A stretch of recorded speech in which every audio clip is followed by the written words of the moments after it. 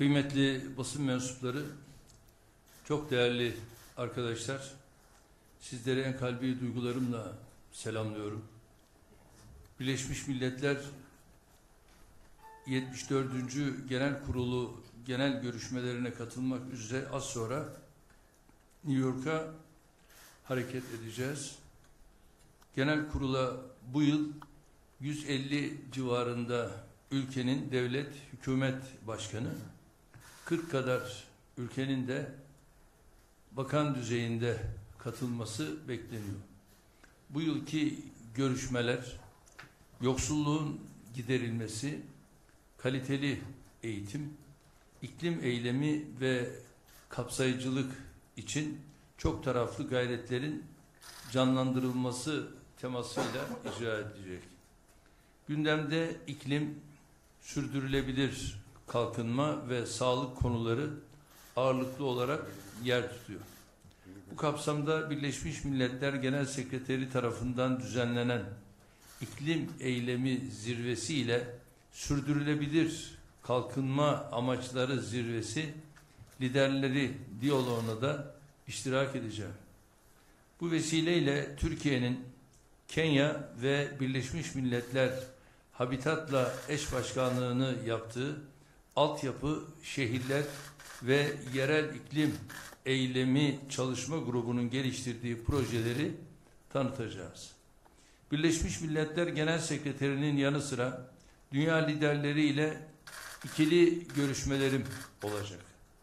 New York'ta ayrıca Türkiye, Malezya, Pakistan üçlü zirvesini tertipleyeceğiz.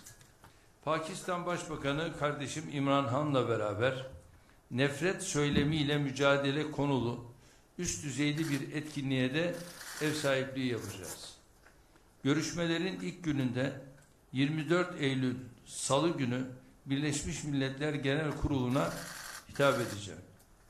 Hitabımda Birleşmiş Milletler'in gündeminde yer alan uluslararası barış ve güvenliğe ilişkin temel meselelere dair görüşlerimizi dile getireceğiz. Türkiye'nin çok taraflılığa olan güçlü desteğini özellikle vurgulayacağım.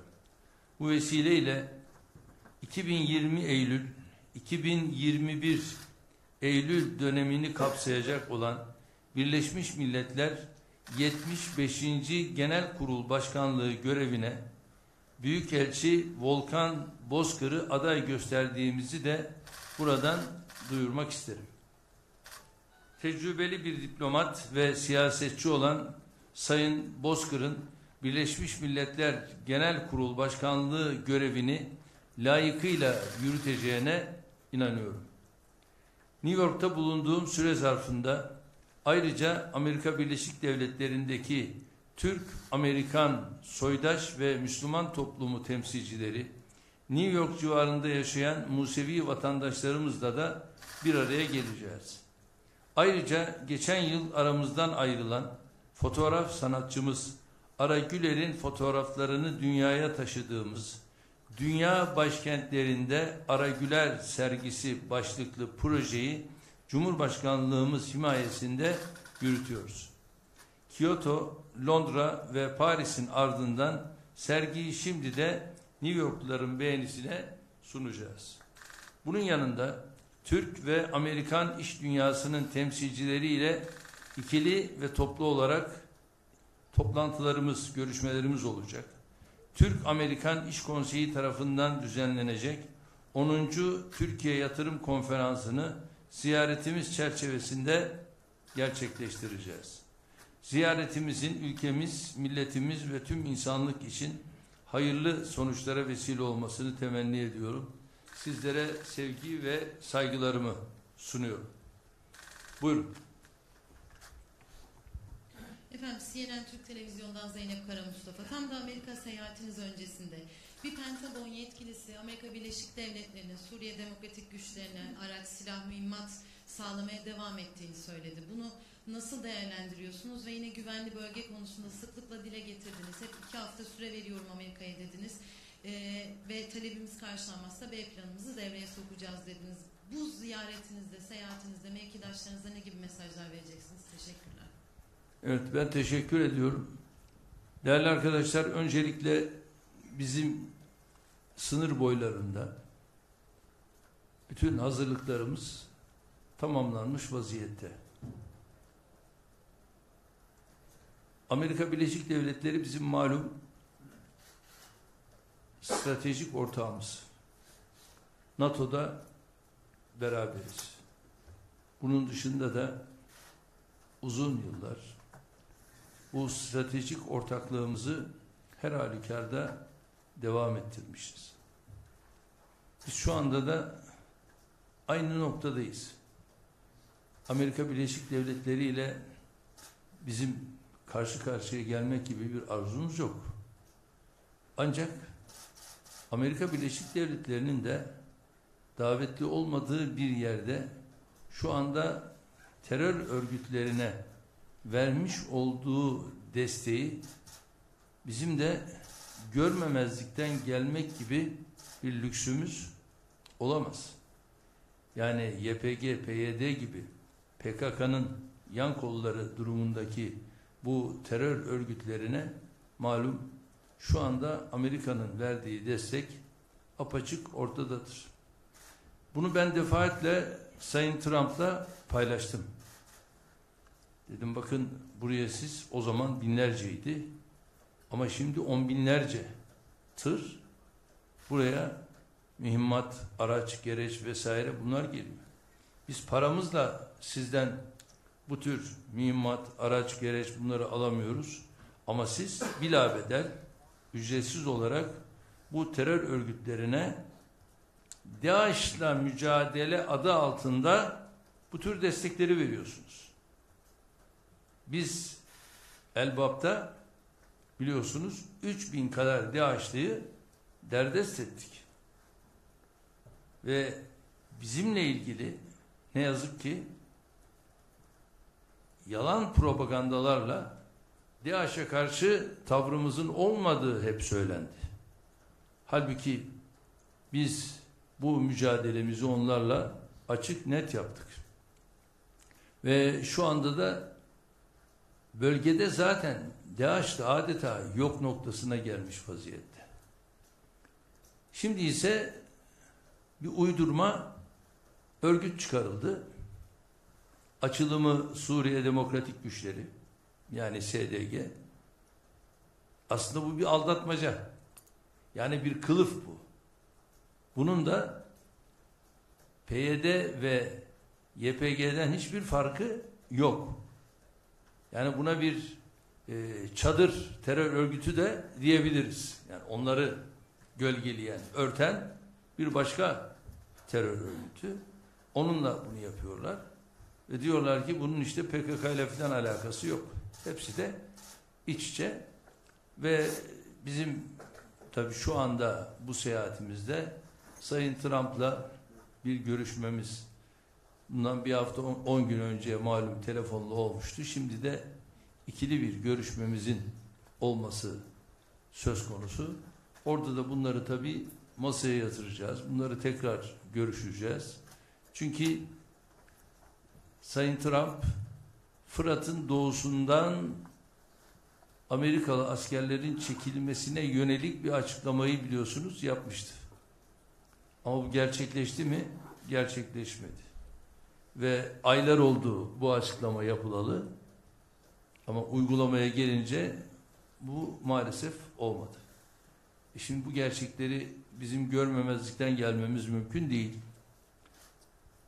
Elbap'ta, Cerablus'ta, Afrin'de nasıl kendi göbeğimizi kendimiz kestiysek, şimdi de biz özellikle Suriye'nin kuzeyinde ki 422 kilometre batıdan doğuya, derinliğine ise Sayın Trump'ın ifadesiyle 20 mil, yani bu 20 kilometre olabilir, 30 kilometre olabilir. Yani bu civarda bir derinlik söz konusu. Bu derinlikte bizim bir defa buradaki terör örgütlerinden bölgeyi arındırarak burayı gerçek sahiplerine teslim etmemiz gerekiyor ki buranın gerçek sahipleri de büyük oranda %85-90 gibi Araplardır. Ve bu adımı atmak suretiyle bizi taciz eden, bize bölgemizde sıkıntı veren bu terör örgütlerinden de biz buraları arındırmış olacağız, temizlemiş olacağız. İnancımız budur.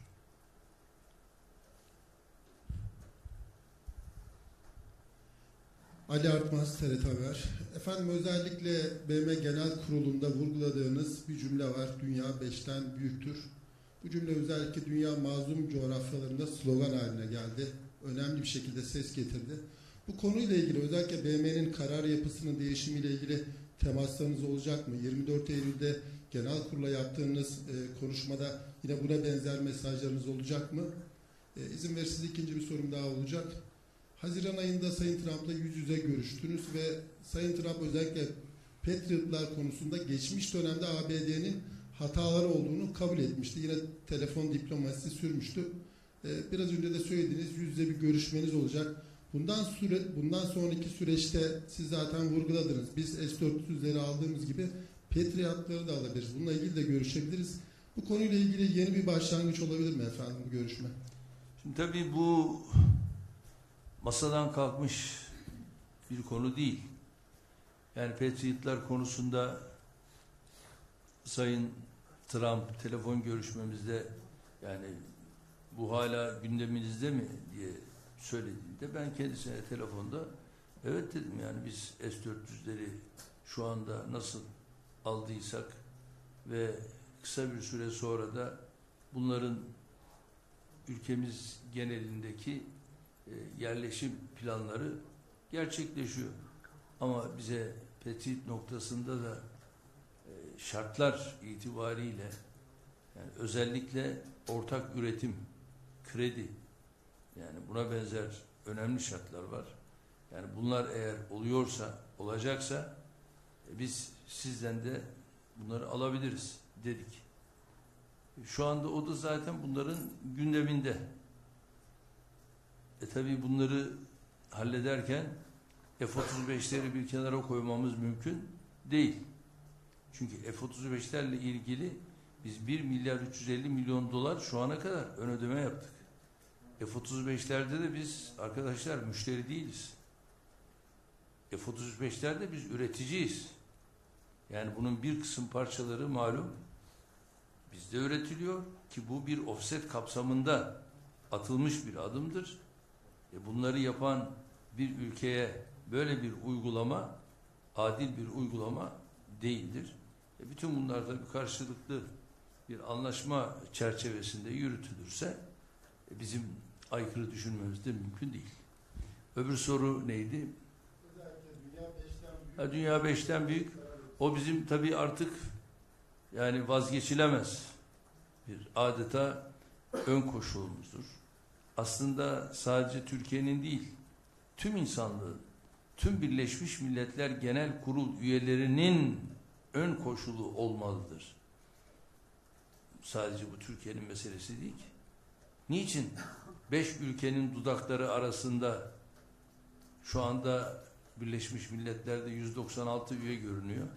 Niye onların dudakları arasına sıkışsın da 190-91 ülke oradan çıkacak bir cevabı beklesin? İşte bakın, birçok sorun çözülebiliyor mu? Suriye sorunu çözülebiliyor mu? Filistin sorunu çözülebiliyor mu? Kudüs sorunu çözülebiliyor mu? İşte Arakan çözülebiliyor mu? Keşmir çözülebiliyor mu? Bakın hepsi arka arkaya bakıyorsunuz. Birleşmiş Milletler bu işleri çözme makamı olduğu halde çözemiyor. Bir İsrail meselesini çözemiyor. İşte sene 1948 geldiğimiz yer ortada ki gündemime de gelecek bu. Bakın bir İsrail konusunu Birleşmiş Milletler hala çözmemiştir. Birleşmiş Milletler'in aldığı kararları İsrail kabul et, bitiyor iş. Bunun cevabını versinler bize. 1948'deki İsrail, topraklar olarak söylüyorum, aynı İsrail midir? o zamanki İsrail şu andaki Filistin'dir ve şu andaki Filistin'de maalesef her an burayı bile kaybetme durumuyla karşı karşıyadır. İşte şimdi de biliyorsunuz, malum seçimde de durumu kaybetmiş olan zat ne yaptı? Batı Şeria ile ilgili uyduruk bir kampanya yürüttü ve bu kampanyanın bedeli de ortaya çıktı. Böyle bir şey olamaz. Bunu işte Birleşmiş Milletler'in çok kararlı bir şekilde uygulamaya koyması lazım. İsrail'in ağzından bir laf çıktığı zaman o Birleşmiş Milletler Güvenlik Konseyi'nde kabul görmemeli. Birleşmiş Milletler Güvenlik Konseyi de 5'te 5 icabında böyle bir kararı reddetmeli. Ama bir tanesi savunduğu zaman mesele bitiyor. Buyurun. Efendim, Zuhal Demir 24 Televizyonu. Birleşmiş Milletler Güvenlik Konseyi'nde Rusya ve Çin'in İdlib tasarısını veto etmesiyle ilgili ne düşünüyorsunuz? Teşekkürler. Birleşmiş Milletler Genel Kurulu'nda Rusya ve Çin'in İdlib tasarısının vetosuyla ilgili ne düşünüyorsunuz? Güvenlik Konseyi. Pardon. Yani İdlib tasarısında şu anda böyle bir red bizim aramızda yaptığımız görüşmelerde söz konusu değil. Yani Birleşmiş Milletler Güvenlik Konseyi'nde yeni bir gelişme olduysa bilemiyorum ama bizim biliyorsunuz Ankara zirvesinde Sayın Putin, İran üçlü olarak bizler orada açıklamamızı yaptık. İdlib'le ilgili yapmış olduğumuz açıklama tamamıyla bir ateşkese dayalı bir açıklamaydı. Yani bu konuda da Çin'in bizim bu zirve açıklamasına aykırı bir açıklama yapacağına ihtimal vermiyorum. Buradaki dayanışmamız farklı ve Amerika'nın dahi buraya aykırı bir şey yapacağını düşünmüyorum. Koalisyon güçlerinin buraya aykırı bir beyanda bulunacağına ihtimal vermiyorum. Çünkü yaptığımız ön görüşmelerde biliyorsunuz yine bir İstanbul zirvesi yaptık. Macron, Merkel, Putin, ben dörtlü yaptığımız zirve, bunların hepsi son Ankara zirvesiyle mütenasip, uyumlu olan müzakerelerdir. Ve şu anda da zaten bu dörtlüyle Sayın Putin'le Ankara'da görüştük. Ama diğerleriyle de Amerika'da görüşmelerimiz olacak. Böyle bir sıkıntı yaşayacağımıza ihtimal vermiyorum. Fox Haber muhabiri Emre Eskübarlas. Biraz iç meselelerle ilgili aslında sorun olacak. Arifiye'deki tank palet fabrikası konuşulmaya devam ediyor. Son olarak CHP Genel Başkanı Kılıçdaroğlu'nun bir iddiası var. Gizli kararname çıkarıldı diye. Hem bu iddiayı hem de gelinen son noktayı size sormak isterim. Bakın, size çok açık bir şey söyleyeceğim. Fox TV'yi bir yalan medya olmaktan bir defa çıkarın. Bir defa dürüst olun. Ya Kılıçdaroğlu hayatını yalan üzerine düzenlemiş olan bir siyasidir. Türkiye'nin Cumhurbaşkanı buranın satın alma veya satma böyle bir şey olmadığını söylüyor. Hukukta bir kaide var. Bakın, önce bunu öğreneceksiniz. Müddei iddiasını ispatla mükelleftir. Müddei kim burada? Kılıçdaroğlu. Kılıçdaroğlu önce gerçekten Arifiye satılmış mı? Satılmamış mı? Bunu ispat etmesi lazım. Burası kira ile bu gruba verilmiştir. Ve 50 milyon dolar buranın bütün bakımı, tamiri, şusu, busu vesaire, bunlara da ayrıca bu harcamanın yapılmasıyla ilgili. Ve 25 yıl süreyle de buraya kiralanmıştır. Biz bir işi yaptığımız zaman ülkemiz buradan ne kazanır buna bakarak yaparız. Ve buradan ne işçi çıkarılmıştır, ne memur çıkarılmıştır. Böyle bir şey de söz konusu değildir. Fakat Bay Kemal hayatını bu tür yalanlar üzerine bina ettiği için acaba bu yalan bana ne getirir? Bunu düşünüyor.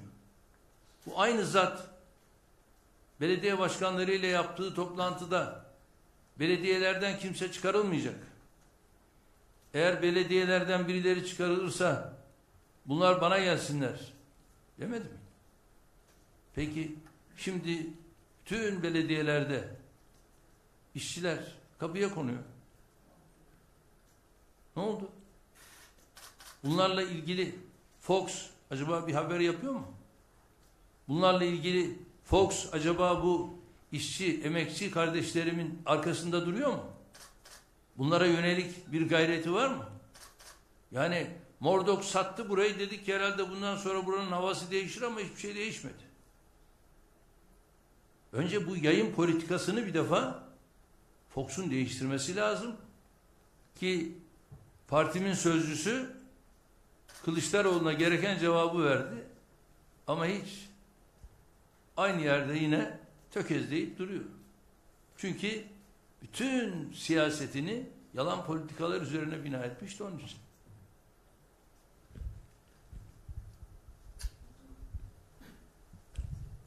Özgür Hasan Altuncu, Hürriyet Gazetesi. Efendim, sigara konusundaki hassasiyetinizi biliyoruz. 10 yıl önce bir devrim yapıldı. Çok katı kurallarla denetlemeler yapıldı. Yani kahvehanelerde yasaklanmasını kimse beklemiyordu. O bile hayata geçti. Efendim, bu konuda bir esneme görüyor musunuz? Veya genişletilmesi konusunda bir düşünceniz var mı? Ben Haşa. çocuğumu alıp taksiye bindiğimde... Haşa, haşa. Tam aksine. Tam aksine. Ya ben şimdi bakıyorum. Aracı kullanan sigara içiyor. Bazen ben de işaret ediyorum. Ayıptır diyorum. Şimdi yazılı kayda girmek suretiyle şoför de içemeyecek, arkada oturanlar da sigara içemeyecek. Şimdi bunun üzerindeyiz. Gençlik yıllarımda, top oynadığım yıllar, kulübümüzün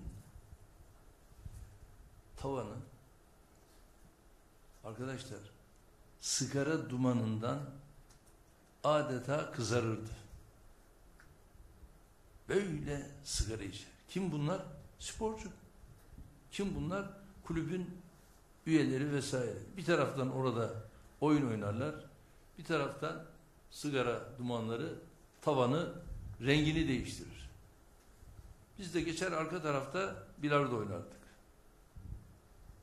Şimdi bakıyorsun, Batı ülkelerinin bir kısmı dışarıda bile sigarayı ne yaptı? Yasakladı. Biz yani insanımızın sağlığını ön plana çıkarmayacak mıyız? Önce insan demeyecek miyiz?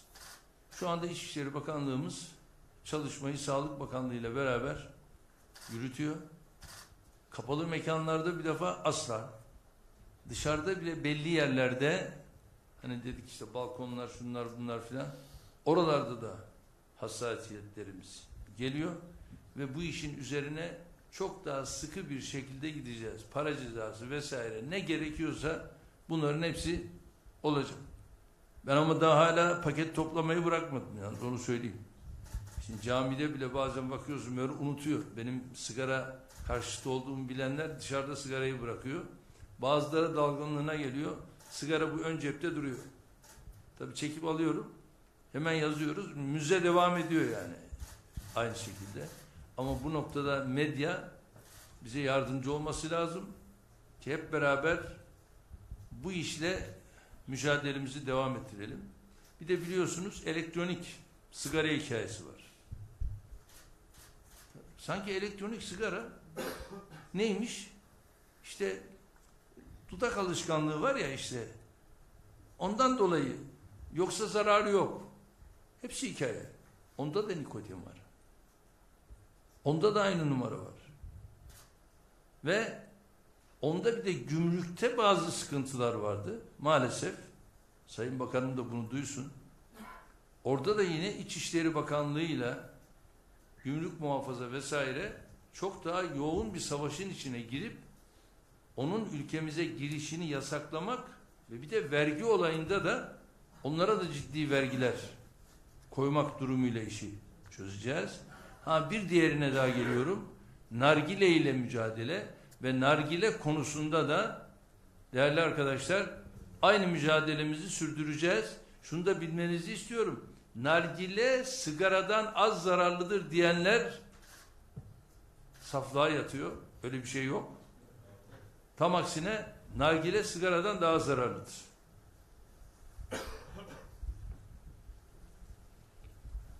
Evet. Mehmet Karataş, A Haber'den. Sayın Cumhurbaşkanım, Diyarbakır'da nöbet tutan ailelerin sayısı her geçen gün artıyor. Siz bu ailelere, anne babalara verilen desteği yeterli görüyor musunuz? Bir de kaçırılan çocuklarla ilgili sürdürülen çalışmalarda son durum nedir? Teşekkür ederim. Değerli arkadaşlar, bugün itibariyle yanılmıyorsam 44 veya 45 aile orada. Ancak konuyla ilgili tabii bu işin, bu mücadelenin sırrı ucu açık bir mücadele. Yani burada bindirilmiş kıtalarla bir mücadele yapılmasından yana değiliz. İşte zaman zaman bazı tehditler var biliyorsunuz. Bu konuda İçişleri Bakanlığımız filan istihbarat bu tehdidi yapanları yakalayıp alıyor. Mesela aklımda kaldığı kadarıyla dün bir tanesi böyle alındı. Tehdit etmişler bir bayanı. Ve o da aslında 4,5 yıl filan maalesef kaçırılmış ama daha sonra terör örgütünün elinden kaçarak kurtulmuş olan bir bayan. Tabii kadıncağız anlatmaya başlayınca şeyleri filan bu tabii terör örgütünü rahatsız etti. Bu sefer tehdit yoluna başvurdular ama yakalandı, alındı. Şimdi bu mücadelemiz bu şekilde devam edecek. Bu aslında bir ilktir, bir çıkıştır. Ama burada kalması bunun mümkün değildir. Biz asıl mücadeleyi nerede sürdürüyoruz? Gabar'da sürdürüyoruz. Cüdi'de, Bester Deresi'nde, Tendürek'te, buralarda sürdürüyoruz. İşte şurada bakın birkaç gün içerisinde 15 kişi terör örgütünden etkisiz hale getirildi. Bu daha fazla olacak. Bu kısa süre içerisinde olanlar. Biz üzerine bunun gidiyoruz, gideceğiz. Hele şimdi bu biliyorsunuz Kuzey Irak'taki atılan adımlar çok çok önemli adımlar. Oradaki mücadele çok farklı bir mücadele. Ama Suriye'nin kuzeyi ve kuzeydoğu bu bölgedeki atılacak adımlarda inanıyorum ki terör örgütünün belini ciddi manada kıracaktır. Evet, çok teşekkür ediyorum. Sağ olun, var olun.